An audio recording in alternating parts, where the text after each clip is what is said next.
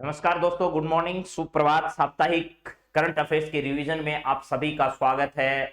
आप जल्दी से जुड़ जाइए फटाफट। जी नमस्कार, आप सभी का स्वागत है आज की इस करंट अफेयर्स की साप्ताहिक रिवीजन क्लास में। आप सभी का स्वागत करते हैं। रूही, राखी, साक्षी, एसआई, चलिए नेमीचंद, सभी को नमस्कार। आप तक मेरी आवाज आ रही होगी, जल्दी से फटाफट आप लोग सूचित करिए जरा। हाँ जी, नमस्कार, राधे राधे राधे राधे साहब, गुड मॉर्निंग, नमस्कार। चलिए शुरुआत करते हैं। हाँ जी, भूपाराम जी, हो गया है, कुछ टेक्निकल इश्यू की वजह से ये सब हुआ है।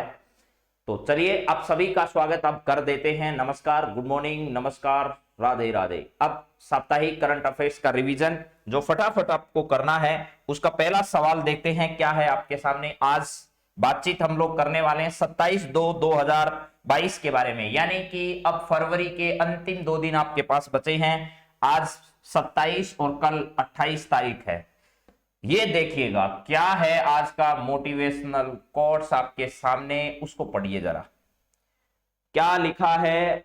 जवानी में इश्क होना लाजमी है, जवानी में इश्क होना लाजमी है, पर वो इश्क बुक से यानी किताबों से हो जाए तो दिल टूटने का जख्म नहीं होता है और कैरियर बनने का पुरस्कार मिलता है। अरे वाह भाई वाह, क्या बात कही है सुबह सुबह। जवानी में इश्क होना लाजमी है, पर वो इश्क किताबों से हो जाए तो दिल टूटने का जख्म भी नहीं और कैरियर बनने का पुरस्कार भी मिलता है। तो चलिए इसी बात के साथ कि यही आपको क्या करना है, इसी प्रकार की मोहब्बत किताबों से करनी है, इसी प्रकार की इश्क, इसी प्रकार का जुनून किताबों के प्रति आपको रखना है। तो इस जवानी में आपको दो चीजों का नुकसान नहीं होगा, यानी एक चीज का नुकसान नहीं होगा, एक का लाभ होगा, तो डबल फायदा आपका होगा इसमें। एक तो आपको दिल भी नहीं टूटेगा और एक करियर भी बन जाएगा, जिससे सुनहरा आपका जीवन होगा। चलिए पहला सवाल आपकी स्क्रीन पर जो है वो क्या है, जरा देखिएगा।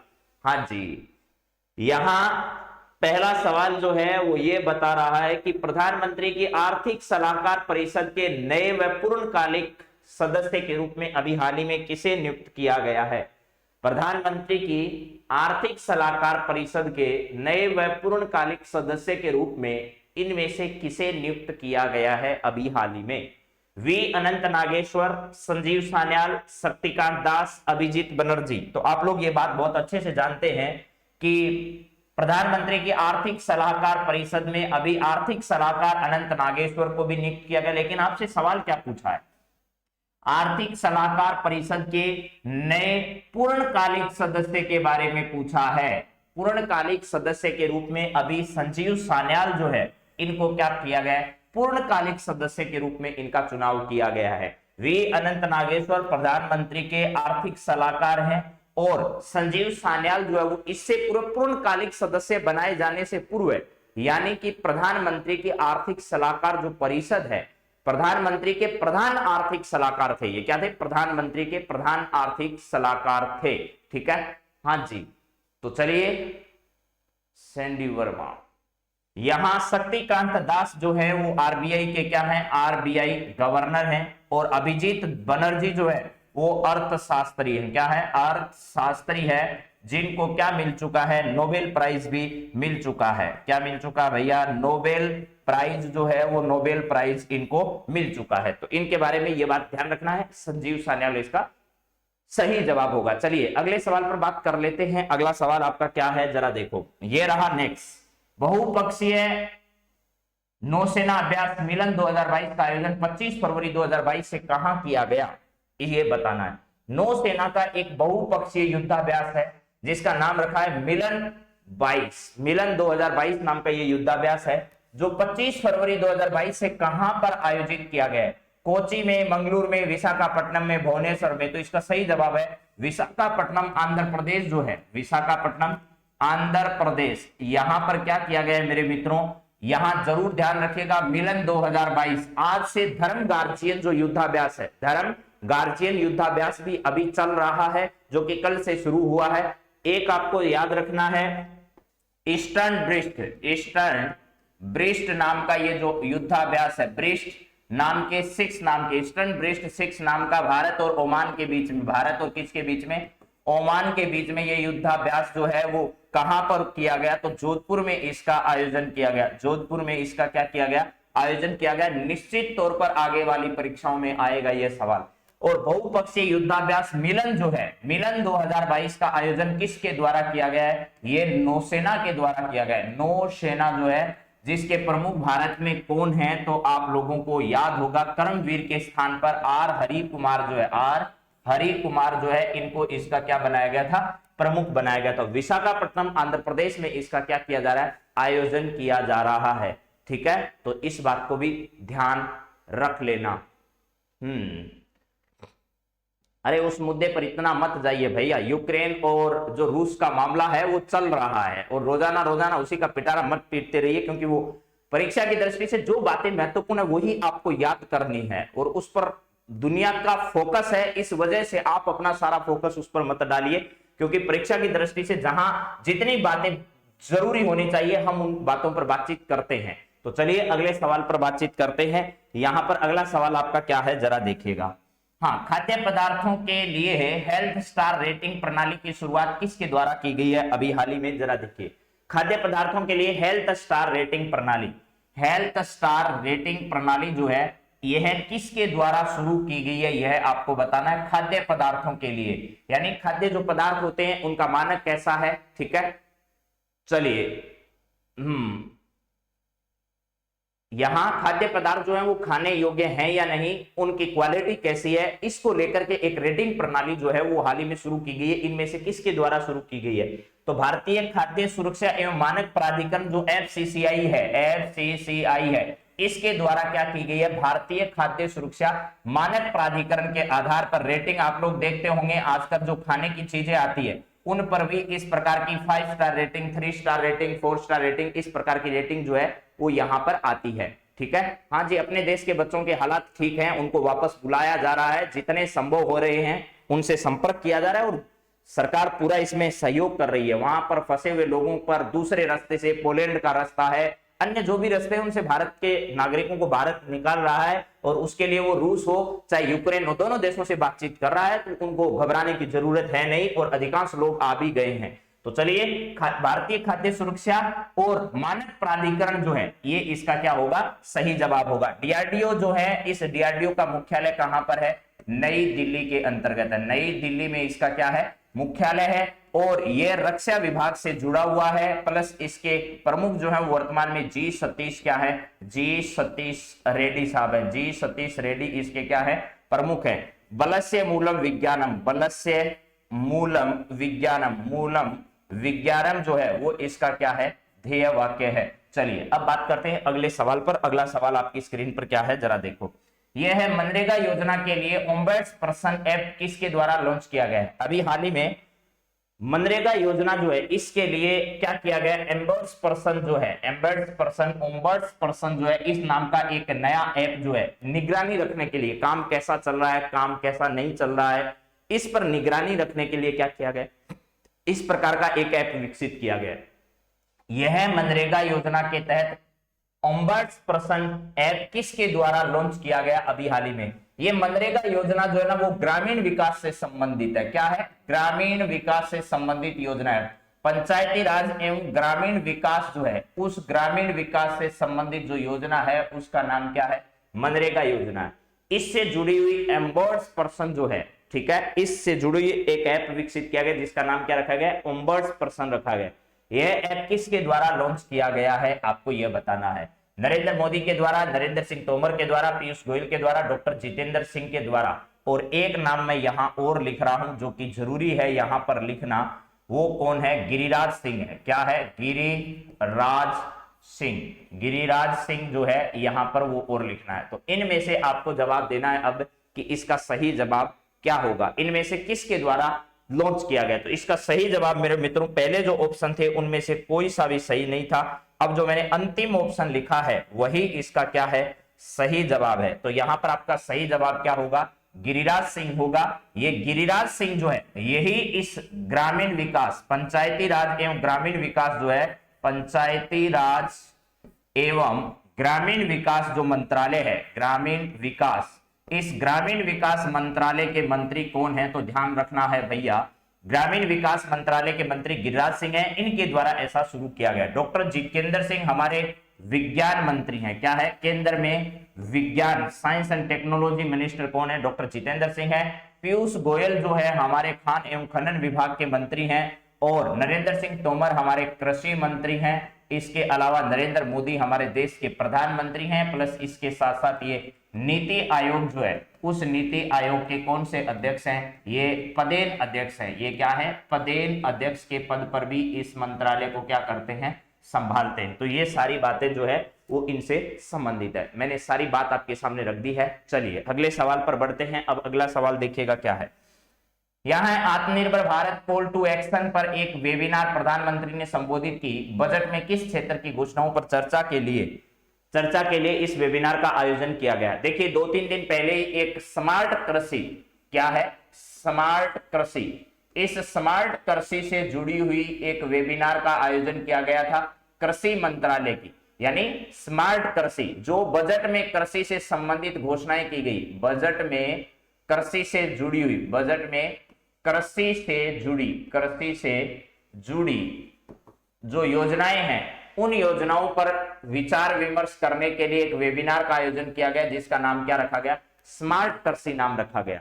इसी प्रकार अभी रक्षा क्षेत्र से जुड़ी हुई जितनी भी योजनाएं जो बजट में घोषित की गई, उनके लिए आत्मनिर्भर भारत कॉल टू एक्शन, क्या है? आत्मनिर्भर भारत कॉल टू एक्शन, इस नाम की एक वेबिनार का आयोजन किस बजट में किस क्षेत्र की घोषणाओं के लिए की गई है? तो रक्षा जो क्षेत्र है, किसका? रक्षा जो क्षेत्र है, उस रक्षा क्षेत्र की जो घोषणाएं हैं, उन घोषणाओं के इंप्लीमेंटेशन के लिए बजट में कृषि से जुड़ी हुई के लिए स्मार्ट कृषि, रक्षा से जुड़ी हुई जितनी भी है उनके लिए क्या किया गया है? आत्मनिर्भर भारत कॉल टू एक्शन नाम की जो योजनाएं हैं उनको शुरू किया गया है। तो यहां पर ध्यान रखना है, रक्षा क्षेत्र जो है, इस रक्षा क्षेत्र से जुड़ी हुई योजनाओं के लिए ऐसा किया गया है। आत्मनिर्भर भारत कॉल टू एक्शन पर एक वेबिनार को प्रधानमंत्री ने संबोधित किया। बजट में किस क्षेत्र की घोषणाओं पर चर्चा के लिए इस वेबिनार का आयोजन किया गया? तो रक्षा क्षेत्र से, जिसमें प्रधानमंत्री और रक्षा मंत्री जो है, पीएम और क्या है? रक्षा मंत्री, इन दोनों ने, रक्षा मंत्री, इन दोनों ने क्या किया है? इसको संबोधित किया था। चलिए अगला सवाल जरा देखिएगा क्या है आपके सामने। यहां पर सवाल है, राष्ट्रीय समर स्मारक की कौन सी वर्षगांठ 26 फरवरी 2022 को अभी हाल ही में मनाई गई? तो राष्ट्रीय समर स्मारक जो है वो हमारे युद्ध में शहीद सैनिकों की याद में बनाया गया है। युद्ध में शहीद सैनिक जो हैं, शहीद सैनिक जो हैं, इनकी याद में क्या किया गया? सैनिकों की याद में इसका निर्माण किया गया, जिस पर जितने भी सैनिक शहीद हुए हैं उन सभी शहीदों के नाम है और उनकी रैंक, उनकी बटालियन सहित उसका पूरा विवरण यहां पर क्या किया गया? उल्लेखित किया गया है। और अमर जवान ज्योति पर जो पहले अग्नि प्रज्वलित होती थी, अमर जवान ज्योति पर जो अग्नि प्रज्वलित होती थी, उसका विलय इस समर स्मारक में कर दिया गया। विलय जो है वो क्या कर दिया गया? राष्ट्रीय समर स्मारक के अंतर्गत कर दिया गया। कब किया गया था? तो ये 26 जनवरी को किया गया। 26 जनवरी 2022 जो है, इस दिन ये काम कर दिया गया। तो अभी हाल ही में राष्ट्रीय समर स्मारक की तीसरी जो वर्षगांठ है, ये तीसरी वर्षगांठ इसकी अभी हाल ही में क्या की गई है?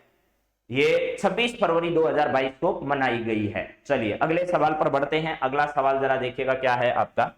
यहां पर है, जम्मू कश्मीर के लिए बने परिसीमन आयोग के अध्यक्ष कौन है?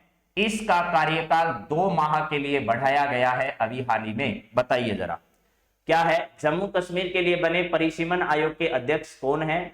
इस आयोग का कार्यकाल 2 माह के लिए क्या किया गया है? बढ़ा दिया गया है। तो इस परिसीमन आयोग के अध्यक्ष कौन है, जिनको ये कहा गया भाई 2 महीने में आप अपनी रिपोर्ट प्रस्तुत करें, और ये 2 माह आपको कोरोना की जो व्यवधान पैदा हुआ, उस व्यवधान के वजह से 2 महीने आपका कार्यकाल हम क्या कर रहे हैं? बढ़ा रहे हैं। तो ये है, इस आयोग के अध्यक्ष कौन है? तो सुप्रीम कोर्ट के पूर्व न्यायाधीश जो है वो है रंजना प्रकाश देसाई। इनके नेतृत्व में यह परिसीमन आयोग का क्या किया गया था? गठन किया गया था, जो जम्मू कश्मीर में विधानसभा के चुनाव करवाने, उसके संदर्भ में कैसा विधानसभा क्षेत्र कौन कौन से होंगे, कितने होंगे, कितनी यहाँ सीटें होंगी, और अनुसूचित जाति और जनजाति के लोगों के लिए कितनी प्रकार की सीटें, जो कौन कौन सी सीटें आरक्षित रहेगी, कौन सी अनारक्षित रहेगी, इन सब सीटों के बारे में विवरण प्रस्तुत करने का काम कौन करेगा, तो यह परिसीमन आयोग करेगा, जो कि रंजना प्रकाश देसाई जो है इनके नेतृत्व में बनाया गया है। फारूक अब्दुल्ला आप जानते हैं यहाँ की पार्टी के प्रमुख है। गुलाम नबी आजाद जो है पूर्व राज्यसभा में विपक्ष के नेता है, पूर्व विपक्ष के नेता, और वो भी कहां पर, राज्यसभा में। और आज अगर आपसे पूछा जाए राज्यसभा में आज कौन है विपक्ष के नेता, तो आज है मल्लिका जी। कौन है जी? मल्लिका शेरावत नहीं है, मल्लिका अर्जुन खड़गे है। मल्लिका अर्जुन खड़गे जो है वो क्या है, आज विपक्ष के नेता है। और पक्ष के कौन है, तो सत्ता पक्ष की ओर से राज्यसभा का नेता कौन है? राज्यसभा का नेता जो है वो पीयूष गोयल को बनाया गया। किसको? पीयूष गोयल साहब जो हैं ये वर्तमान में राज्यसभा के क्या हैं? नेता हैं। लोकसभा के नेता की अगर बात की जाए, लोकसभा के नेता की अगर बात की जाए तो आपके प्रधानमंत्री जो हैं वो इसके नेता हैं। मोदी जी जो हैं लोकसभा के नेता हैं, और राज्यसभा में पीयूष गोयल हैं। फिर मनोज सिन्हा जम्मू कश्मीर जो है यहाँ की उपराज्यपाल है। ये क्या है? जम्मू कश्मीर जो है इस क्षेत्र के क्या हैं? जम्मू कश्मीर के उपराज्यपाल हैं। और ये क्या है, आपको ध्यान रखना है, दूसरे राज्यपाल है। क्या है? सेकंड नंबर के उपराज्यपाल जो है वो है। फर्स्ट कौन थे? फर्स्ट थे आपके गिरीश चंद्र मुर्मू साहब। गिरीश चंद्र मुर्मू जो है यहाँ के क्या थे? पहले उपराज्यपाल थे। इसके बाद बात करें लद्दाख की। लद्दाख में कौन? तो लद्दाख में ध्यान रखना राधा कृष्ण माथुर जो है, राधा और कृष्ण की जोड़ी है, राधा कृष्ण माथुर जो है ये इसके पहले थे। और ध्यान रखना है मेरे मित्रों आप लोगों को 31 अक्टूबर 2020 की तारीख, वैसे 19 को यह सब काम कर दिया गया था, और 26 जनवरी 2020 जो है इस दिन आपको पता है आपका दमन द्वीप के साथ, और कौन सा था? दादर नगर हवेली, इनका भी क्या कर दिया गया था? यहाँ पर विलय कर दिया गया था। तो ये सारी बातें जो है वो परीक्षा की दृष्टि से देख लीजिएगा, अच्छी खबरें हैं। चलिए अगला सवाल क्या है? अगला है 22 फरवरी 2022 को प्रधानमंत्री आवास योजना ग्रामीण डैशबोर्ड को किसने लॉन्च किया? अभी हाल ही में ग्रामीण विकास आ गया, इसका मतलब आपको सब पता होना चाहिए। प्रधानमंत्री आवास योजना है, प्रधानमंत्री आवास योजना एवं ग्रामीण डैशबोर्ड का मतलब होता है उस पर निगरानी रखने का एक संयंत्र जो है वो स्थापित किया गया है। वो किसने लॉन्च किया है? अभी हाल ही में। यानी ये डैशबोर्ड का मतलब है प्रधानमंत्री आवास योजना ग्रामीण जो है उसके तहत क्या किया जाएगा? इस पर निगरानी रखा जाएगा कि किसने कौन कौन सी चीजें जो है उसका निर्माण किया है और कौन कौन सी चीजें सही है। तो यह डैशबोर्ड जो है हाल ही में किसके द्वारा लॉन्च किया गया? तो ग्रामीण विकास मंत्री कौन है? गिरिराज सिंह है। केंद्र में ग्रामीण विकास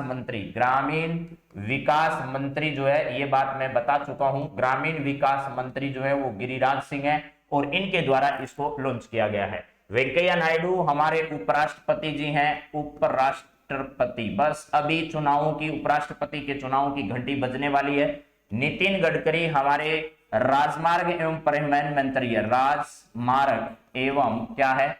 परिवहन मंत्रालय के मंत्री हैं। स्मृति ईरानी महिला एवं बाल विकास मंत्रालय की मंत्री है, महिला एवं बाल विकास मंत्रालय की क्या है? मंत्री है। और राजस्थान की अगर बात की जाए तो राजस्थान में ममता भूपेश जो है इस मंत्रालय की मंत्री है, जो कि सिकराय विधानसभा क्षेत्र है। सिकराय विधानसभा क्षेत्र जो है यहां से क्या है? विधायक है। सिकराय विधानसभा क्षेत्र की क्या है? विधायक है। तो चलिए अगले सवाल पर बढ़ते हैं। अगला सवाल आपका क्या है, जरा देखो। सवाल है जल जीवन मिशन के तहत हर घर जल वाला भारत का 100वां जिला कौन सा बना है? ये बताइए। जल जीवन मिशन का उद्देश्य यही है कि भारत के प्रत्येक घर को नल के माध्यम से क्या पहुंचाया जाए? जल पहुंचाया जाए। यह किस मंत्रालय के अधीन कार्य कर रहा है? तो जल शक्ति मंत्रालय जो है जल शक्ति मंत्रालय। इस जल शक्ति मंत्रालय के अधीन ये सब कुछ हो रहा है। और यह जल शक्ति मंत्रालय के मंत्री जो हैं वो कौन है भैया? गजेंद्र सिंह शेखावत है। कौन है? गजेंद्र सिंह शेखावत। गजेंद्र सिंह शेखावत जो है, ये गजेंद्र सिंह शेखावत इस मंत्रालय के क्या है? मंत्री हैं, जो कि जोधपुर से क्या है? वर्तमान में जोधपुर जो क्षेत्र है, जोधपुर से, यहां से वर्तमान में क्या है भैया? ये वर्तमान में सांसद है। चलिए यहां पर आपके सामने लिखा है चंबा हिमाचल प्रदेश, प्रयागराज उत्तर प्रदेश, इंदौर मध्य प्रदेश, जयपुर राजस्थान। तो इसका सही जवाब है चंबा जो है, ये चंबा कहां का है? हिमाचल प्रदेश का 100वां ऐसा जिला है जो जल जीवन मिशन के तहत हर घर जल कार्य पूरा करने वाला 100वां जिला बन चुका है। इसका नाम क्या है? चंबा। चंबा कहां पर है? हिमाचल प्रदेश के अंतर्गत है। चलिए नेक्स्ट जरा देखिएगा अगला सवाल क्या है। यहां पर है किसानों को ब्लॉक स्तर तक की मौसम संबंधी जानकारी उपलब्ध करवाने के लिए किसान ऐप किसके द्वारा लॉन्च किया गया है? इनमें से बताइएगा।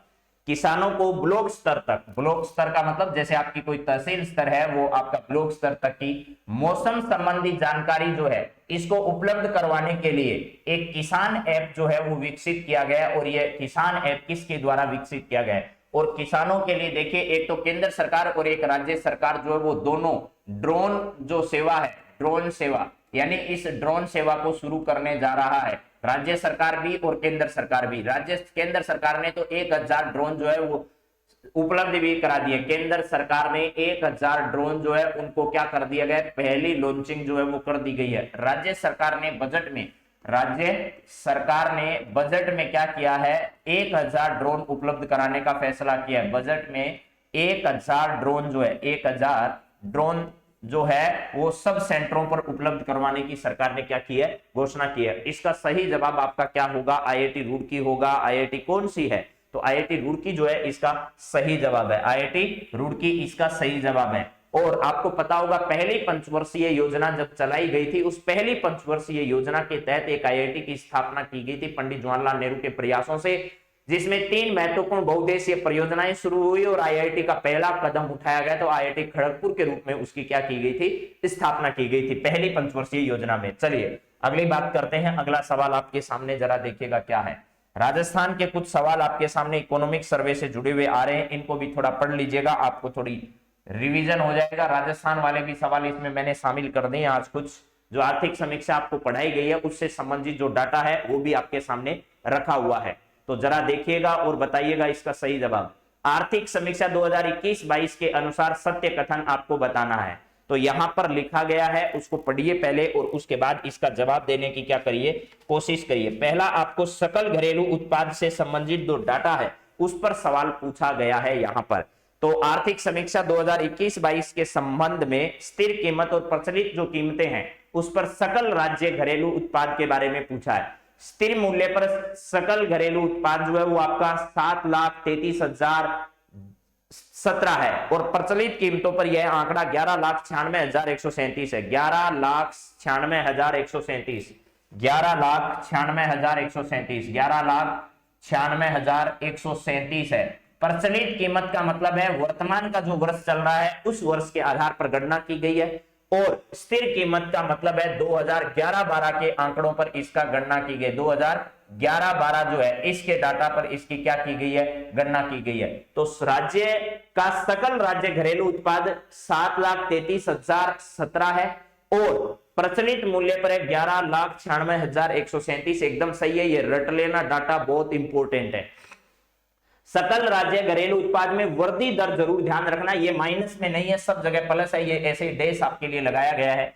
यहां पर भी प्रचलित कीमत ऐसी है। तो ये देखिए सकल राज्य घरेलू उत्पाद जो है ये स्थिर मूल्य पर कितना है? 11.04 और प्रचलित मूल्य पर क्या है? 18.04 है। ये डाटा बहुत इंपॉर्टेंट है मेरे मित्रों, बहुत इंपॉर्टेंट। दो आपको ये प्रतिशत वाले डाटा ध्यान रखना है, 11.04 और 18.04, यानी 11.04 और 18.04, ये डाटा बहुत इंपॉर्टेंट है। 11 और 18, 0.4, 0.4, ये क्या है? वृद्धि दर है, यानी पिछले वर्ष से इस वर्ष हमने कितनी वृद्धि की है उसको प्रदर्शित करने वाला डाटा है जो कि कहता है कि 11.04 और 18.04, यानी ये तो किस कीमतों पर है, स्थिर कीमतों पर हमारा वृद्धि दर है, और ये किस कीमतों पर है, ये हमारा प्रचलित जो कीमत है उस प्रचलित कीमतों पर क्या है, वृद्धि दर है। तो मेरे हिसाब से ये बात आपको समझ में आ गई होगी। इसको सेम सवालों को कल वाली क्लास में भी एक बार दोबारा मैं रिपीट करवा दूंगा ताकि आपको और ज्यादा याद हो जाए। एक बार ये आप लोग सवाल देख लीजिएगा।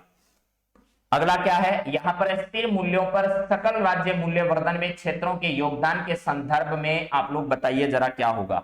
राजस्थान के डाटा है सब, और आर्थिक समीक्षा जो आई है नई, उसके आधार पर आपको सवाल कराए जा रहे हैं, बहुत इंपॉर्टेंट है।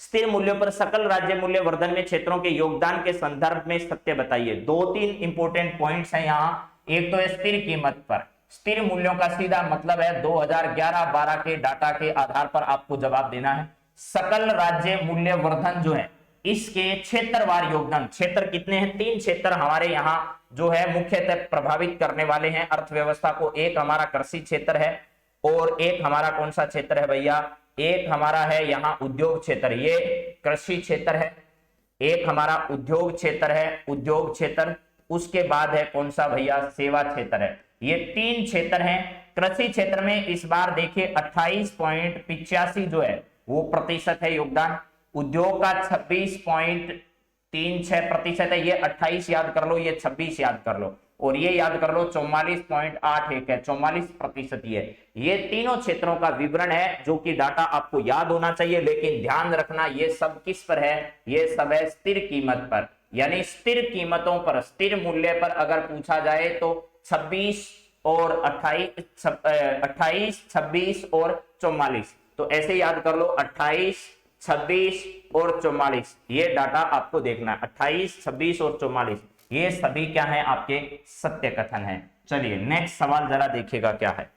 अगला है, विभिन्न प्रचलित मूल्यों पर सकल मूल्य वर्धन में विभिन्न क्षेत्रों के योगदान के संदर्भ में सत्य कथन आपको बताना है। क्या होगा, प्रचलित मूल्यों पर सकल मूल्य वर्धन में विभिन्न क्षेत्रों में योगदान। अब की बार प्रचलित मूल्य है, इसका मतलब 2021-22 के डाटा के आधार पर आपको बताना है। 2021-22 के बारे में हम बात करें, यानी ये आपको बताना है, ठीक है। हाँ चलिए, यहां पर है कृषि क्षेत्र में 30, उद्योग में 24 और इसमें 45। अब की बार क्या है, 30, 24 और 45 है। 30, 24 और क्या है 45। पीछे वाले में क्या था, 28, 26, 44 ये डाटा था। तो अब देख लीजिएगा, ये तो कौन सी कीमतों पर है, स्थिर कीमतों पर है। स्थिर कीमतों पर 28, 26, 44 है। प्रचलित कीमतों पर कितना है, तो प्रचलित कीमतों पर भैया आपका है 30, 24, 45। वृद्धि आपको ऐसे नहीं देखनी है मेरे मित्रों, ऐसे नहीं कि 28 से 30 हो गया, 26 से 24 हो गया, 44 से 45 हो गया, ऐसे वृद्धि नहीं देखनी है। इनमें वृद्धि जो है इससे पिछले वाले वर्ष के हिसाब से देखी जाएगी, इसमें वृद्धि इसके पिछले वर्ष के डाटा के हिसाब से देखी जाएगी। तो आपको थोड़ा इनमें ध्यान रखना है। तो अभी बस इतना ही समझे, स्थिर कीमतों पर तीनों क्षेत्रों का योगदान 28, 26, 44, प्रचलित कीमतों पर 30, 24 और कितना है 45 है। ऐसे आपको याद करना है। तो इसका भी सभी कथन ये क्या है, सत्य है। अगला सवाल यहां पर है, स्थिर कीमतों पर प्रति व्यक्ति आय जो है, स्थिर कीमतों पर प्रति व्यक्ति आय 2021-22 जो है, इस 21-22 में कितनी रही है प्रति व्यक्ति आय, प्रति व्यक्ति आय, और वो भी स्थिर कीमतों पर। स्थिर कीमतों का मतलब है 21-22 के आधार पर नहीं बताना है आपको। ये डाटा तो प्रति व्यक्ति आय जो दे रखा है वो ये आर्थिक समीक्षा है इस वर्ष की। तो क्या है, आर्थिक समीक्षा है इस वर्ष की। तो आर्थिक समीक्षा 2021-22 के आधार पर बताना है। स्थिर कीमतों का आधार वर्ष 2011-12 ये है। क्या है, 2011-12 स्थिर कीमतों पर प्रति व्यक्ति आय कितनी है, 81,231 है, 74,009 है, 76,882 है। तो इनमें से कितनी प्रति व्यक्ति आय जो है वो दर्ज की गई है वो आपको बताना है। जरा फटाफट प्रति व्यक्ति आय के बारे में बताइएगा। इसमें प्रति व्यक्ति आय जो है वो कितनी दर्ज की गई है, इनमें से सही आपका मामला क्या है, जरा देखो और बताइए कि प्रति व्यक्ति आय जो है वो कितनी है। तो स्थिर कीमतों पर 81,000 है और प्रचलित कीमतों पर 1,35,000 के आसपास है। तो ये क्या हो गया आपका 81,000, ठीक है। 81,231 जो है ये तो आपकी स्थिर कीमतों पर है। कितनी, स्थिर कीमतों पर 81,231 है, जो पिछले वर्ष से बढ़ गई है। तो 81,231 है, इससे पहले 74,000, इससे पहले 76,000, इससे पहले 73,000, ऐसे ये आंकड़ा रहा है। तो 81,231 स्थिर कीमतों पर प्रति व्यक्ति आय है, ये ध्यान रखना है। अगला डाटा क्या है, प्रचलित कीमतों पर प्रति व्यक्ति आय बताना है। प्रचलित कीमतों का मतलब जो वर्ष चल रहा है उस वर्ष की कीमतों के आधार पर बताना है प्रति व्यक्ति आय।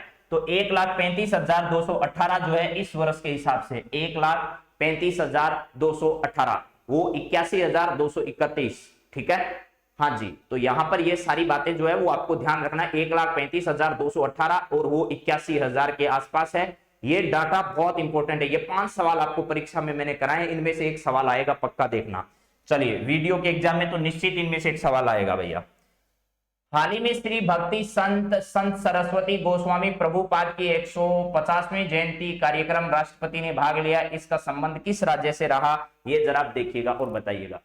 श्री मद भक्ति संत सरस्वती गोस्वामी प्रभुपाद की 150वीं जयंती के अवसर पर राष्ट्रपति जी वहां पहुंचे और वहां पहुंचकर कार्यक्रम का हिस्सा भी बने और कार्यक्रम में इन्होंने शिरकत भी की। उसके बाद यह कार्यक्रम जो है वो आयोजित हुआ था। तो आप बता दीजिएगा इसमें से कौन से कार्यक्रम में, कौन से राज्य में इन्होंने भाग लिया और उस कार्यक्रम में भाग लेकर उस कार्यक्रम को क्या बनाया, इन्होंने सफल बनाया। उस कार्यक्रम का क्या बताना है, आपको नाम बताना है। तो कौन सा ऐसा कार्यक्रम है, कहां पर आयोजित हुआ, तो आप लोगों का सही जवाब अभी आया है उड़ीसा। उड़ीसा इसका एकदम परफेक्ट जवाब है।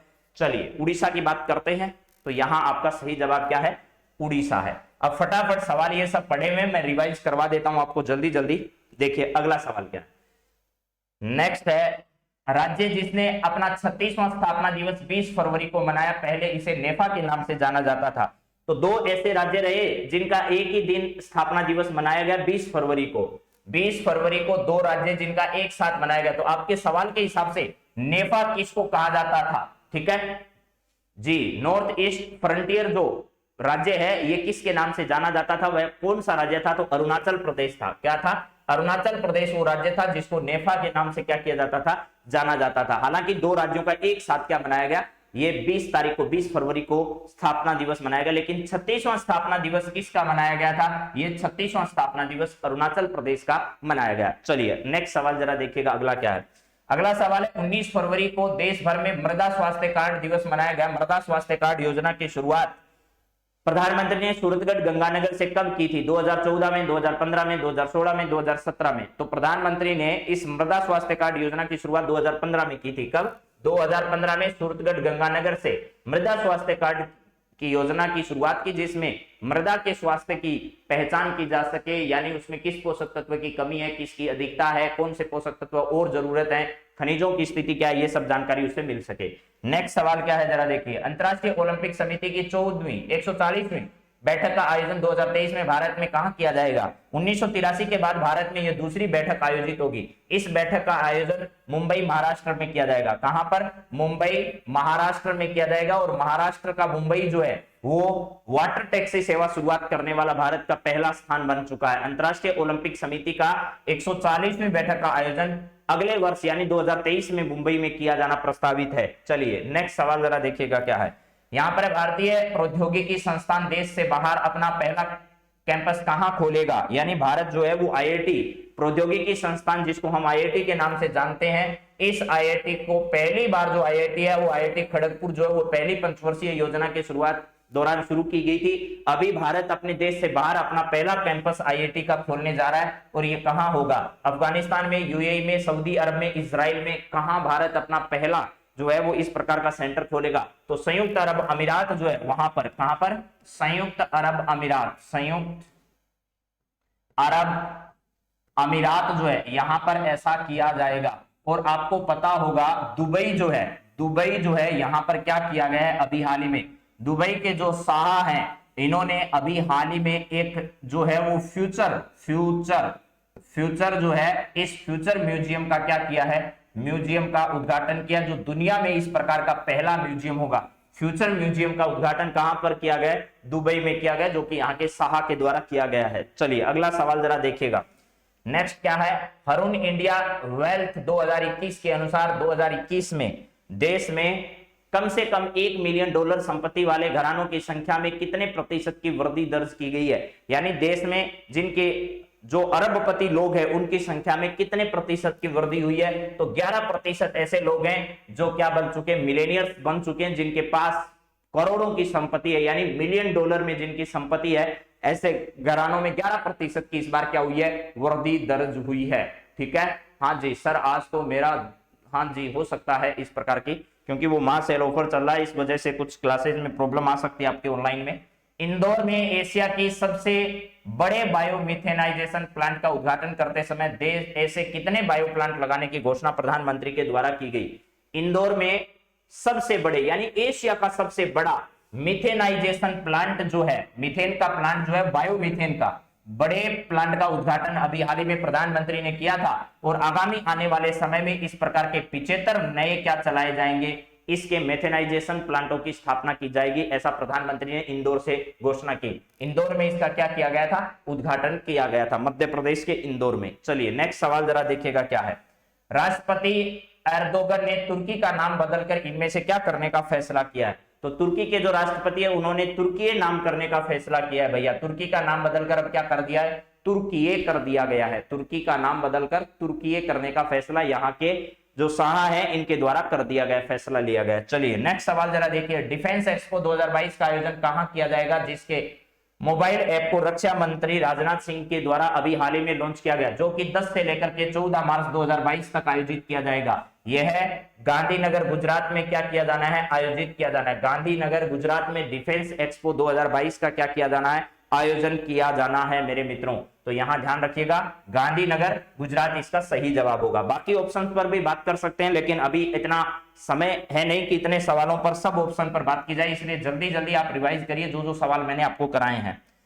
हाल ही में चर्चित लखटकिया किसकी एक प्रजाति है? बैल की, गाय की, मुर्गे की, सुअर की? तो मुर्गे की एक प्रजाति है, एक लखटकिया प्रजाति का मुर्गा होता है, और एक आपका क्या होता है, कड़कनाथ होता है, कड़कनाथ।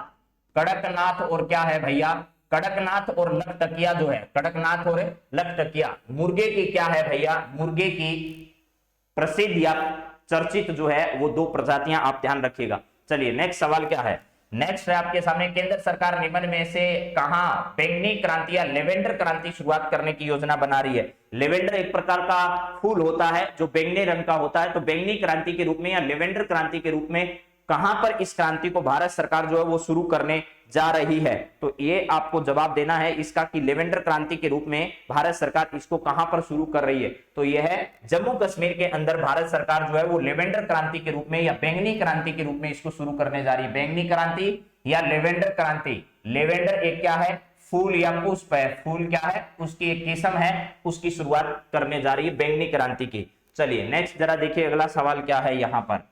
केंद्रीय इस्पात मंत्री श्री रामचंद्र प्रसाद सिंह ने कोक प्लांट का शिलान्यास कहां पर किया है?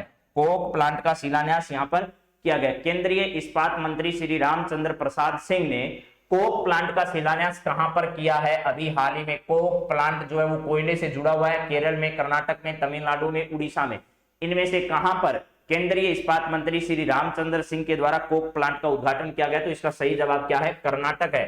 कर्नाटक में अभी हाल ही में एक कोक प्लांट का यहां पर उद्घाटन किया गया है। चलिए अगली बात देखते हैं क्या है अगला सवाल। यहां पर 21 फरवरी को प्रतिवर्ष अंतर्राष्ट्रीय मातृभाषा दिवस मनाया जाता है। वर्ष 2022 को मनाए गए इस दिवस की थीम क्या है? बहुभाषी शिक्षा के लिए प्रौद्योगिकी का उपयोग, चुनौतियां और अवसर है। डिजिटल शिक्षा में प्रौद्योगिकी का योगदान है। मातृभाषा समृद्ध और सक्षम हो, मातृभाषा और संस्कृति हो। तो इसका सही जवाब जो है वो क्या है, बहुभाषी शिक्षा के लिए प्रौद्योगिकी का उपयोग कैसे करें और उसकी चुनौतियां और उसके अवसर क्या है, यह है इसका एकदम सही जवाब है। चलिए नेक्स्ट जरा देखिए क्या है। हिलाल-ए-पाकिस्तान पुरस्कार से अभी हाल ही में किसको सम्मानित किया गया? तो पाकिस्तान में शिक्षा क्षेत्र में जो है वो इन्वेस्ट करने के लिए, यहां पर योगदान देने के लिए, अपना पैसा लगाने की वजह से बिल गेट्स जो है, विल्हेम गेट्स जो है, विल्हेम गेट्स जिसका नाम है पूरा बिल गेट्स, जो कि कहां से संबंधित है, वाशिंगटन से संबंधित है। वाशिंगटन में ही इनका क्या हुआ था, जन्म हुआ। माइक्रोसॉफ्ट नाम की कंपनी की इन्होंने स्थापना की अपने एक साथी के साथ मिलकर, और आज दुनिया की माइक्रोसॉफ्ट बहुत बड़ी कंपनी बन चुकी है। उसके मालिक जो है वो कौन है, बिल गेट्स है। इनको पाकिस्तान का सर्वोच्च, पाकिस्तान का एक सम्मान है हिलाल-ए-पाकिस्तान, उससे क्या किया गया है, सम्मानित किया गया है। चलिए यहां पर है आर्थिक विकास संस्थान का नया निदेशक अभी हाल ही में किसको बनाया गया? आर्थिक विकास संस्थान का अभी हाल ही में नया प्रमुख जो है वो चेतन चौहान को नहीं, चेतन भगत को नहीं, चेतन घाटे को बनाया गया। यानी चेतन जो है वो घाटा नहीं करेगा, चेतन घाटे से उभारेगा, ऐसा सोचकर आर्थिक विकास संस्थान का इन्हें प्रमुख बनाया गया। और आर्थिक सलाहकार जो है वो वी अनंत नागेश्वर को बनाया गया है, वी अनंत नागेश्वर को बनाया गया है। ठीक है। चलिए इसके बाद अगला सवाल जरा देखिएगा क्या है। यहाँ है Vikram Sarabhai children innovation centre का शुभारंभ हाल ही में कहां पर किया गया है?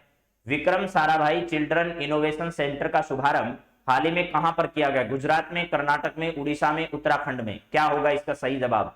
Vikram Sarabhai children innovation centre का शुभारंभ हाल ही में कहां पर किया गया है? गुजरात में, कर्नाटक में, उड़ीसा में, उत्तराखंड में? तो यहां पर एकदम सही जवाब इसका होगा गुजरात में Vikram Sarabhai children innovation centre का हाल ही में क्या किया गया? उद्घाटन किया गया। गुजरात में Vikram Sarabhai children innovation centre का उद्घाटन किया गया है। नेक्स्ट सवाल है, प्रथम श्रेणी मैच के पदार्पण मैच में 13 शतक लगाने वाले शकीबुल गनी का संबंध इनमें से किस राज्य से है और ऐसा करने वाले विश्व के प्रथम खिलाड़ी बन चुके हैं? प्रथम श्रेणी मैच में पहले ही पदार्पण मैच में 300 रन बनाने या 300 से अधिक रन बनाने वाले शकीबुल गनी का संबंध जो है वो बिहार से है। कहां से है? बिहार से है। बिहार की राजधानी क्या है? पटना है। और अभी हाल ही में बिहार के विधानसभा के शताब्दी वर्ष मनाया गया जिसमें हमारे लोकसभा के जो अध्यक्ष हैं ओम बिरला जी, उन्होंने इसमें क्या किया था? भाग लिया था। चलिए नेक्स्ट सवाल जरा देखिएगा क्या है। अगला सवाल है, शीतकालीन ओलंपिक 2022 का समापन हो गया है, इसके संदर्भ में सत्य कथन आपको बताना है। शीतकालीन ओलंपिक में शुभंकर जो है बिंग ड्विन ड्विन रहा है, ये इंपॉर्टेंट है। बिंग ड्विन ड्विन डिन ये शीतकालीन ओलंपिक का क्या रहा है? शुभंकर रहा है। इसमें 37 मेडल के साथ नार्वे जो है वो शीर्ष स्थान पर रहा है। 37 इसमें मेडल जो है, इसके साथ नार्वे जो देश है, ये नार्वे देश शीर्ष स्थान पर रहा है। भारत के आरिफ मोहम्मद ने इसमें कांस्य पदक हासिल किया है। और 2026 के विंटर ओलंपिक्स का आयोजन कहां पर किया जाएगा? इटली में किया जाएगा। तो यहां पर आरिफ मोहम्मद ने एक भी मेडल नहीं जीता है, इसका मतलब ये असत्य कथन है। नार्वे 37 मेडल के साथ इसमें टॉप स्थान पर रहा है। जर्मनी 27 के साथ दूसरे स्थान पर रहा है। जर्मनी 27 मेडल प्राप्त करके इसमें कौन से स्थान पर रहा है? तो दूसरे स्थान पर रहा है मेरे मित्रों। और इसके बाद जो है वो चीन 15 मेडल प्राप्त करके तीसरे स्थान पर रहा है। कौन सा? चीन जो है इसने 15 मेडल प्राप्त किए हैं और ये तीसरे स्थान पर रहा है। तो नार्वे पहले पर, जर्मनी जो है ये दूसरे पर, इसने 37 और चीन जो है इसने 15 मेडल इसमें क्या किए हैं? प्राप्त किए हैं। तो चलिए अगले सवाल पर बात करते हैं। भारत के एकमात्र खिलाड़ी जिन्होंने इसके लिए क्वालिफाई किया वो थे आरिफ मोहम्मद, जिन्होंने कोई मेडल प्राप्त नहीं किया है। अगला सवाल क्या है जरा देखो। मणिपुर का स्थापना दिवस 20 फरवरी को मनाया जाता है। तो मैंने अभी बताया था आपको मणिपुर और अरुणाचल प्रदेश जो है, मणिपुर और क्या है? अरुणाचल प्रदेश। मणिपुर और अरुणाचल प्रदेश जो है, अरुणाचल प्रदेश, ये दोनों के दोनों ऐसे हैं जिनका स्थापना दिवस एक ही दिन आता है और वो आता है 20 फरवरी को। कब? 20 फरवरी को मनाया जाता है। 20 फरवरी को मणिपुर और अरुणाचल प्रदेश का स्थापना दिवस मनाया जाता है। 1987 में इसे राज्य का दर्जा दिया गया। 1972 तक यह असम का हिस्सा था। यह भारत का 23वां राज्य बना और सभी कथन इसके सत्य हैं। तो एक भारत का 23वां राज्य बना, एक 24वां बना। तो यहां पर 23वां जो है वो मणिपुर बना और 24वां आपका अरुणाचल प्रदेश बना। ऐसे आपको याद कर लेना है। तो चलिए अब बात करते हैं अगले सवाल पर। यह उससे पहले किसका हिस्सा था? असम का हिस्सा था। इसका मतलब असम के साथ इसकी सीमा जो है वो लगती है। ठीक है। अगली बात करते हैं। देखो अगला सवाल है, नौसेना के 12वें प्रेसिडेंशियल फ्लीट रिव्यू का आयोजन कहां पर किया गया? जिसमें राष्ट्रपति ने आईएनएस सुदर्शनी, पुलिस, जमुना, सतलुज, तरंगिनी जैसे रक्षा स्रोतों की क्या की? समीक्षा की। आईएनएस सुदर्शनी, इस नाम से आईएनएस सुदर्शनी, पुलिस, जमुना, सतलुज, तरंगिनी जैसे रक्षा स्रोतों की समीक्षा की। तो 12वें प्रेसिडेंशियल फ्लीट रिव्यू का आयोजन कहां किया गया जिसमें राष्ट्रपति ने ऐसा हिस्सा लिया? तो बताइए जरा। कच्छ गुजरात में, चेन्नई तमिलनाडु में, मंगलोर कर्नाटक में, विशाखापट्टनम आंध्र प्रदेश में। तो 12वें प्रेसिडेंशियल फ्लीट रिव्यू का आयोजन कहां पर किया गया था? अभी हाल ही के दिनों की बात है ये वाली। और इसमें राष्ट्रपति जी जो है, राष्ट्रपति ने इसमें क्या लिया था? हिस्सा लिया था। तो इसमें से कौन सा सही है जहां पर ऐसा आयोजन किया गया? तो आप सब एकदम सही जवाब दे रहे हैं। विशाखापट्टनम जो आंध्र प्रदेश का है, विशाखापट्टनम आंध्र प्रदेश, यहां पर इसका आयोजन किया गया। और इसमें राष्ट्रपति ने हिस्सा लिया और इसकी क्या की, सभी की समीक्षा जो है, ये समीक्षा शब्द है, इसका मतलब जितने भी नौसेना के रक्षा क्षेत्र से जुड़े हुए संसाधन है उन सब की क्या की थी, समीक्षा की गई थी। अगला सवाल, रूस के राष्ट्रपति ने यूक्रेन के किस क्षेत्र को स्वतंत्र क्षेत्र के रूप में मान्यता प्रदान कर दी है? अब तो यहाँ की राजधानी जो है कीव, क्या है, यहाँ की यूक्रेन की राजधानी क्या है, कीव है। कल रात तक इस कीव पर भी कब्जा उन्होंने जमा लिया है। तो डोनेत्स्क और लुंगस्क यहाँ के दो क्षेत्र हैं जिनको स्वतंत्र क्षेत्र के रूप में क्या कर दिया है, ये मान्यता प्रदान कर दी। इसी प्रकार का क्रीमिया भी एक क्षेत्र था जिसको यहां से क्या कर दिया, अलग कर दिया। ये नहीं कि चाइना और रूस ज्यादा कोई अलग विपरीत विचारधारा नहीं रखते हैं, दोनों एक सेम विचारधारा रखते हैं। जिस प्रकार का काम अभी रूस ने इस यूक्रेन के बारे में किया है, जल्दी आप लोगों को ऐसी खबर आने वाली है कि चाइना भी ऐसा ही अपने एक क्षेत्र पर करने वाला है। तो चलिए अगले सवाल पर बढ़ते हैं। ठीक है, अगला सवाल क्या है जरा देखिएगा। यहां पर लिखा है, Dada Saheb Phalke international film festival पुरस्कार 2022 के संदर्भ में सत्य कथन आपको बताना है, क्या होगा आप बताइएगा। यहां पर है कि भैया ये फिल्म फेस्टिवल से जुड़ी हुई सवालों की बातचीत आपके सामने कर रहे हैं हम। तो Dada Saheb Phalke international film festival पुरस्कार 2022 के संदर्भ में फिल्म ऑफ द ईयर जो है वो पुष्पा द राइज को मिला है। सर्वश्रेष्ठ अभिनेता रणवीर सिंह को मिला है। सर्वश्रेष्ठ अभिनेत्री कृति सेनन को मिला है। मिमी फिल्म है, इनकी फिल्म है 83। सभी कथन आपके क्या हैं, सत्य है। इन सभी कथनों को आपको देखना है। पुष्पा सर्वश्रेष्ठ फिल्म है, अभिनेता रणवीर सिंह है और अभिनेत्री कृति सेनन है, जिनको Dada Saheb Phalke international film festival पुरस्कार से क्या किया गया है, नवाजा गया है। चलिए अगला सवाल देखिएगा क्या है। यहां पर लिखा हुआ है, ऊपरी भद्रा परियोजना का संबंध किस राज्य से है जिसे राष्ट्रीय परियोजना घोषित किया गया है? ऊपरी भद्रा परियोजना किस से जुड़ी हुई है? कर्नाटक की ऊपरी भद्रा परियोजना जो है, इस उत्तरी भद्रा परियोजना के संदर्भ में आपको बताना है कि इसका कौन सा सही जवाब होगा। ऊपरी भद्रा परियोजना के संदर्भ में आपको बताना है कि इनमें से इसका कौन सा सही जवाब होगा। ठीक है, ऊपरी भद्रा परियोजना कर्नाटक से संबंधित है मेरे मित्रों। कर्नाटक इसका क्या होगा, सही जवाब होगा। कर्नाटक इसका सही जवाब होगा। चलिए अगला सवाल जरा देखिएगा क्या है। प्रबल योजना का संबंध किस क्षेत्र से है जिसे आगामी कुछ माह में शुरू किया जाएगा? प्रबल योजना जो है, ये प्रबल योजना का संबंध किस क्षेत्र से जिसे आगामी कुछ वर्षों में क्या किया जाएगा, शुरू किया जाएगा? तो अभी राजस्थान के जोधपुर में जो एक युद्धाभ्यास हुआ, उसी समय रक्षा क्षेत्र से जुड़े हुए कई अधिकारी राजस्थान आए। उन्होंने आने वाले कुछ संबंधों में, आने वाले कुछ वर्षों में या आने वाले कुछ दिनों में ही इस प्रकार की एक योजना रक्षा क्षेत्र में शुरू करने की घोषणा की है, जिससे भारत जो है वो हथियारों के लिए खुद की आपूर्ति सेना को कर सके, यानी मेड इन इंडिया हथियार जो है वो सेना को उपलब्ध हो। इसके लिए प्रबल योजना नाम की एक योजना जो है वो आगामी कुछ दिनों में क्या की जाएगी, शुरू की जाएगी। अगला सवाल जरा देखिएगा क्या है। यहां पर है, 5वें सबसे कम उम्र के शतरंज खिलाड़ी प्रज्ञानंदा का संबंध जिन्होंने ऑनलाइन रैपिड शतरंज टूर्नामेंट में वर्ल्ड नंबर 1 कार्लसन को हराया था, उनका संबंध इनमें से कहां से है? चेन्नई तमिलनाडु से, हैदराबाद तेलंगाना से, नई दिल्ली से, जयपुर से। तो चेन्नई तमिलनाडु है, यहां से संबंधित है 5वें सबसे कम उम्र के शतरंज खिलाड़ी प्रज्ञानंदा जो है, ये खूब चर्चा में है प्रज्ञानंदा, और ये शतरंज के 5वें सबसे कम उम्र के खिलाड़ी माने जाते हैं। और हाल ही में इन्होंने वर्ल्ड नंबर 1 कार्लसन को क्या किया था, मात दी थी। चलिए अगला सवाल जरा देखिए क्या है। किस अफ्रीकी देश को हाल ही में पोलियो आउटब्रेक देश घोषित किया गया WHO के द्वारा?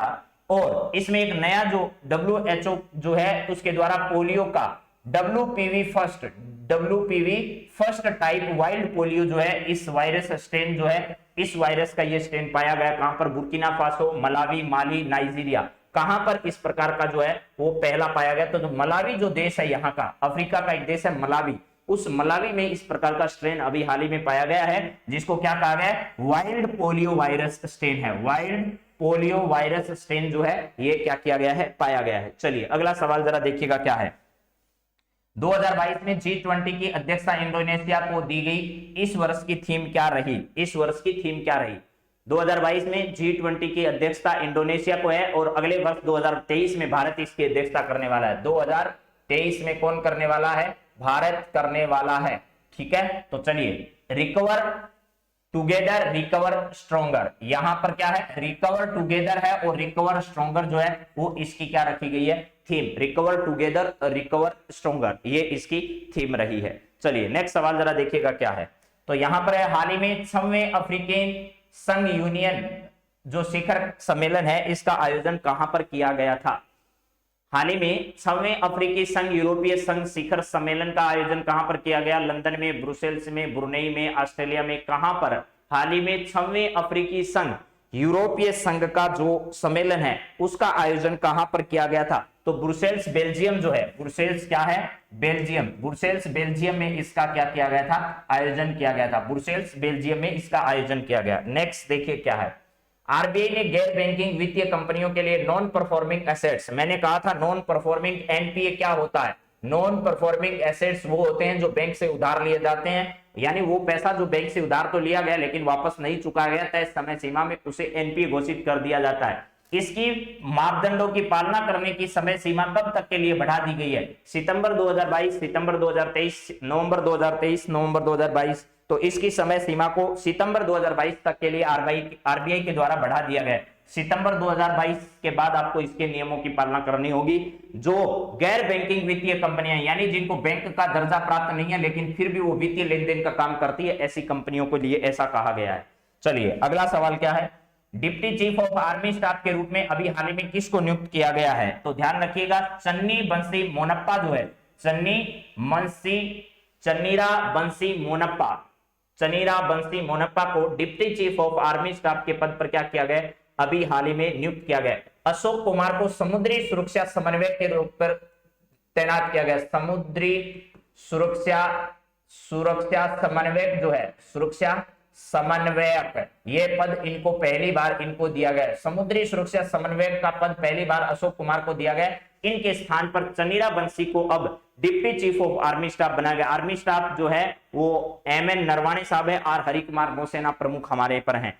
चलिए अभी अगला सवाल आपकी स्क्रीन पर जो है वो, भारत की पहली मोबाइल बायोटेक सेफ्टी लैब कहां शुरू की गई है, ये बताइए जरा। भारत में पहली मोबाइल बायोसेफ्टी सेवा जो है वो कहां पर शुरू की गई है, इसके संदर्भ में आप लोग जरा बताने की स्थिति में है तो बताइएगा। भारत की पहली मोबाइल बायोसेफ्टी लैब नासिक में शुरू की गई है। नासिक कहां पर है? तो नासिक महाराष्ट्र में है। क्या है? नासिक महाराष्ट्र में, महाराष्ट्र जो है यहां पर इस प्रकार की लैब की व्यवस्था शुरू की गई है, मोबाइल बायोसेफ्टी लैब शुरू किया गया है। चलिए अगला सवाल क्या है, वित्तीय स्थिरता विकास परिषद की 25वीं बैठक का आयोजन 22 फरवरी 2022 को कहां किया गया?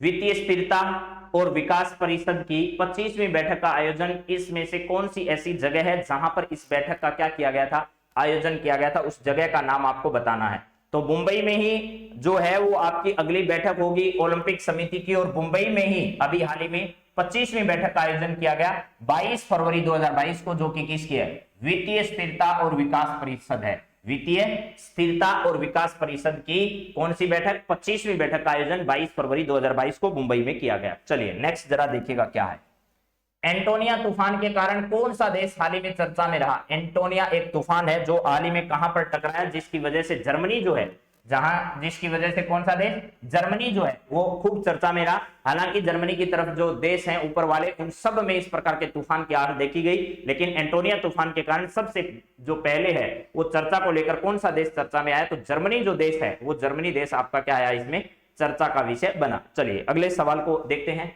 अगला सवाल आपके सामने जो स्क्रीन पर है, विश्व स्काउट दिवस जो है वो 22 तारीख को मनाया जाता है मेरे मित्रों। कब? 22 फरवरी को जो है विश्व स्काउट दिवस मनाया जाता है। बेडेन पावेल जो है इनके द्वारा इसकी स्थापना की गई थी। बेडेन पावेल के द्वारा इसकी क्या की गई थी? स्थापना की गई थी। चलिए अगला सवाल जरा देखिएगा क्या है, यहाँ पर आयुष स्टार्टअप चैलेंज नामक पहल किसके द्वारा शुरू की गई है? आयुष स्टार्टअप चैलेंज नाम की जो पहल है वो इनमें से किसके द्वारा शुरू की गई है? अखिल भारतीय आयुर्वेद संस्था और स्टार्टअप इंडिया दोनों मिलकर जो है ये इस अभियान को शुरू कर रहे हैं। तो ए व बी दोनों इसके सही जवाब है। आयुष स्टार्टअप चैलेंज आयुष मंत्रालय के अधीन अखिल भारतीय आयुर्वेद संस्था और स्टार्टअप इंडिया जो है वो दोनों मिलकर इस क्षेत्र की जितनी भी योजनाएं हैं उसको शुरू करेगा। चलिए अगला सवाल है, वेदांता ग्रुप की केरन एंड गैस कंपनी राजस्थान के बाड़मेर में एक ब्लॉक तेल भंडार खोज रही है, जिसका जो नाम है वो क्या रखा गया? बहुत इंपॉर्टेंट सवाल है। वेदांता ग्रुप के द्वारा Cairn and oil energy company Rajasthan के बाड़मेर में एक नया ब्लॉक जो है वो तेल भंडार खोजा गया है, जिसका नाम दुर्गा रखा गया है। क्या रखा गया? दुर्गा जिसका नाम रखा गया। वेरी वेरी इंपॉर्टेंट सवाल है, राजस्थान के तमाम विद्यार्थियों के लिए ये सवाल वेरी वेरी इंपॉर्टेंट है।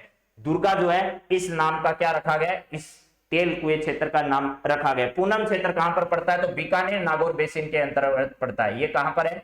बीकानेर नागौर बेसिन में है। बीकानेर नागौर बेसिन जो है, इस बीकानेर नागौर बेसिन के अंतर्गत ये पड़ता है। और दुर्गा बाड़मेर सांचौर बेसिन के अंतर्गत आता है। बाड़मेर सांचौर बेसिन जो है, बाड़मेर सांचौर बेसिन जो है, सांचौर बेसिन इसके अंतर्गत आता है ये वाला।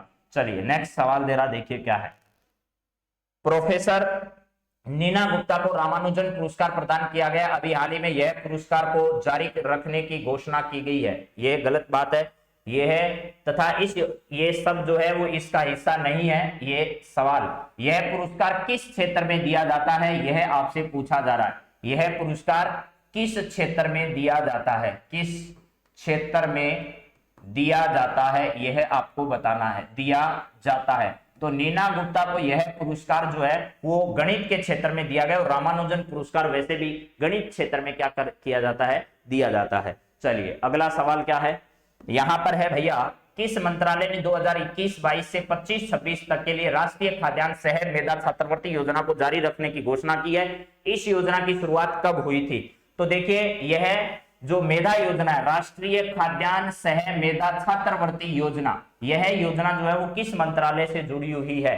तो यह मंत्रालय है, उसका नाम क्या है? शिक्षा मंत्रालय। शिक्षा मंत्रालय से जुड़ी हुई योजना है। 2008-9 में इस योजना को क्या किया गया था? शुरू किया गया था। राष्ट्रीय खाद्यान्न सह मेधा छात्रवृत्ति योजना है। चलिए अगला सवाल, साहित्य अकादमी ने उर्दू भाषा के कविता संग्रह ताजा हवा की ताबी से, ताजा हवा की ताबी से किस वर्ष 2021 का साहित्य अकादमी पुरस्कार देने की घोषणा की? किसे है ये? क्या है? किसे वर्ष 2021 का उर्दू भाषा के लिए साहित्य अकादमी पुरस्कार जो कि ताजा हवा की ताबी से जो है इस रचना के लिए किसे दिए जाएंगे? तो चंद्रभान ख्याल जो है इनको यह पुरस्कार दिया जाएगा। दामोदर मौजा और नीलमणि फूफन जो है इनको दोनों को कर्म से कौन सा पुरस्कार दिया गया? और रजनीकांत जो है इनको तो ज्ञानपीठ पुरस्कार दिया गया। कौन सा? ज्ञानपीठ पुरस्कार इनको दिया गया। रजनीकांत को दादा साहब, सॉरी यहां पर ज्ञानपीठ गलत लिख दिया, ज्ञानपीठ इन दोनों को दिया गया और इनको दिया गया दादा साहब फाल्के अवार्ड। दादा साहेब फाल्के अवार्ड जो है वो रजनीकांत को दिया गया। दादा साहब फाल्के रजनीकांत को दिया गया और ज्ञानपीठ पुरस्कार जो है इन दोनों व्यक्तियों को दिया गया, दामोदर मौजा और नीलमणि फूफन को। चंद्रभान ख्याल को साहित्य अकादमी पुरस्कार, और वो भी किस भाषा के लिए? तो यह इनकी भाषा जो है, ठीक है। हाँ अशोक कुमार जी नमस्कार, आपका देख लिया है मैंने कमेंट, तो आपको भी नमस्कार साहब। चलिए अगले सवाल पर बढ़ते हैं। अगला सवाल आपका क्या है जरा देखो। केंद्र सरकार ने जन भागीदारी एम्पावरमेंट पोर्टल की शुरुआत किस राज्य या केंद्र शासित प्रदेश में की गई है? जरा देखो भाई, केंद्र सरकार ने जन भागीदारी एम्पावरमेंट पोर्टल की शुरुआत किस राज्य या केंद्र शासित प्रदेश में की है? गोवा में, उत्तराखंड में, लद्दाख में, जम्मू कश्मीर में। यह गोवा है, मुआ नहीं है। केंद्र सरकार ने जन भागीदारी एम्पावरमेंट पोर्टल जो है वो हाल ही में किस राज्य में क्या किया गया है? शुरू किया गया है, उसका नाम आपको बताना है। तो इसका सही जवाब है क्या है? जम्मू कश्मीर है। जम्मू कश्मीर में इस प्रकार की शुरुआत हाल ही में की गई है। जम्मू कश्मीर में इस प्रकार की शुरुआत की गई है। जम्मू कश्मीर इसका सही जवाब होगा। चलिए नेक्स्ट जरा देखिए क्या है अगला सवाल आपका है, म्यूजियम ऑफ द फ्यूचर हाल ही में कहां पर खोला गया? म्यूजियम ऑफ द फ्यूचर हाल ही में कहां पर खोला गया है? तो दुबई में खोला गया। मैंने अभी अभी आपको बताया था थोड़ी देर पहले ही। दुबई में विश्व का इसका अलग प्रकार का एक जो म्यूजियम है वो कहां खोला गया है? इसकी इस प्रकार की आकृति है, ठीक है, इस प्रकार की आकृति और बहुत ही कलात्मक ढंग से इसका निर्माण किया गया है, म्यूजियम ऑफ द फ्यूचर। चलिए नेक्स्ट सवाल जरा देखिएगा क्या है। कृषि क्षेत्र में बजट के प्रावधानों पर चर्चा करने के लिए किस शीर्षक वाली ऑनलाइन वेबिनार का आयोजन प्रधानमंत्री के द्वारा 24 जनवरी को आयोजित की गई? तो स्मार्ट कृषि नाम से एक जो वेबिनार है, स्मार्ट कृषि नाम की वेबिनार का आयोजन जो है वो 24 जनवरी को किया गया, जिसमें नरेंद्र सिंह मोदी और नरेंद्र सिंह तोमर जो है इन्होंने बजट में कृषि क्षेत्र से जुड़ी जितनी भी योजनाएं हैं उन पर यहां पर चर्चा की और लोगों के विचार जानने की कोशिश की। अगला सवाल, किस राज्य सरकार ने मरीन एलिट फोर्स का क्या किया है? गठन किया है। मरीन एलिट फोर्स का गठन किसने किया है? तो मरीन जो होती है इनके सुरक्षा के लिए मरीन एलिट फोर्स का गठन किस राज्य के द्वारा किया गया? तमिलनाडु जो है इसने क्या किया गया? मरीन एलिट फोर्स का गठन किया गया। तमिलनाडु के द्वारा क्या किया गया है? मरीन एलिट फोर्स का गठन अभी हाल ही में किया गया है। चलिए अगला सवाल, केंद्रीय बंदरगाह जहाजरानी और जलमार्ग मंत्री सर्बानंद सोनोवाल ने ड्रेनेज म्यूजियम का उद्घाटन हाल ही में कहां पर किया है? ड्रेनेज म्यूजियम का उद्घाटन इन्होंने हाल ही में कहां पर किया है? तो आपको पता होगा विशाखापट्टनम जो है यहां पर ऐसा किया है। चलिए यहां पर किया है विशाखापट्टनम। विशाखापट्टनम में केंद्रीय बंदरगाह जहाजरानी और जलमार्ग मंत्री सर्बानंद सोनोवाल जो है वो ड्रेनेज म्यूजियम जो है, इस ड्रेनेज म्यूजियम का उद्घाटन जो है वो कहां पर किया गया? विशाखापट्टनम आंध्र प्रदेश में किया गया। विशाखापट्टनम आंध्र प्रदेश जो है यहां पर इसका उद्घाटन किया गया था। तो इसका सही जवाब क्या है? विशाखापट्टनम है। ठीक है, हाँ जी अशोक जी जरूर बताएंगे आपको, चिंता मत करो भाई, आप तो बस बातों को सुनो, समय आने पर सब बताएंगे। यहां पर है 500 साल पुरानी हनुमान मूर्ति जो 9 अप्रैल 2022 को वेलूर तमिलनाडु से चोरी हो गई थी और चोरी होने के बाद अब इसे वापस भारत लाया जा रहा है। वो कौन से देश से भारत लाया जा रहा है? 500 साल पुरानी हनुमान जी की मूर्ति, जय बजरंगबली। और बजरंगबली कहां रहने वाले थे? विदेशों में। उनको कहां रास आने वाला था? यहां, ठीक है, घी और खिचड़ा खाने वाले हनुमान जी वहां कहां विदेशों में विचरण करने चले गए पता नहीं, अब भारत वापस आ रहे हैं। तो ये कौन से देश से आ रहे हैं? तो ऑस्ट्रेलिया से आ रहे हैं। कहां से? ऑस्ट्रेलिया से वापस भारत लाया जा रहा है। 500 साल ये पुरानी मूर्ति जो है वो अब स्थापित यहां पर होगी। चलिए अगला सवाल क्या है जरा देखो भैया, ये है केंद्रीय उत्पाद शुल्क सेंट्रल एक्साइज डे कब मनाया जाता है? सेंट्रल एक्साइज डे 24 फरवरी को मनाया जाता है। कब? 24 फरवरी को केंद्रीय उत्पाद शुल्क यानी एक्साइज डे जो है वो इस दिन मनाया जाता है। चलिए 24 फरवरी का दिन याद रखना है। अगला सवाल यहां पर है, भारतीय वायुसेना को तेजस लड़ाकू विमान 6 से 27 मार्च 2022 को एक्स कोबरा वॉरियर्स 22 के नाम से, एक्स कोबरा वॉरियर 2022 के नाम से वायु युद्धाभ्यास में भाग लेगा। इस अभ्यास का आयोजन कहां पर होगा? तो कई युद्धाभ्यास है, ब्रिस्टन ईस्टर्न ब्रिज नाम का 6 का जोधपुर में आयोजन किया गया। अभी आप लोगों को पता होगा मैंने एक और मिशन आज ही कल ही आपको पढ़ाया है जिसका आयोजन विशाखापट्टनम में नौसेना के द्वारा किया जा रहा है। यह वायुसेना का बहुपक्षीय युद्धाभ्यास जो है वो एक्स कोबरा वॉरियर्स का आयोजन कहां किया जाएगा? यूनाइटेड किंगडम में इसका आयोजन किया जाना है। कहां पर? यूनाइटेड किंगडम में इसका आयोजन किया जाना है। अगला सवाल क्या है जरा देखो भाई, 24 मार्च को विश्व क्षय रोग दिवस मनाया जाता है 2022 की, इसकी थीम क्या है?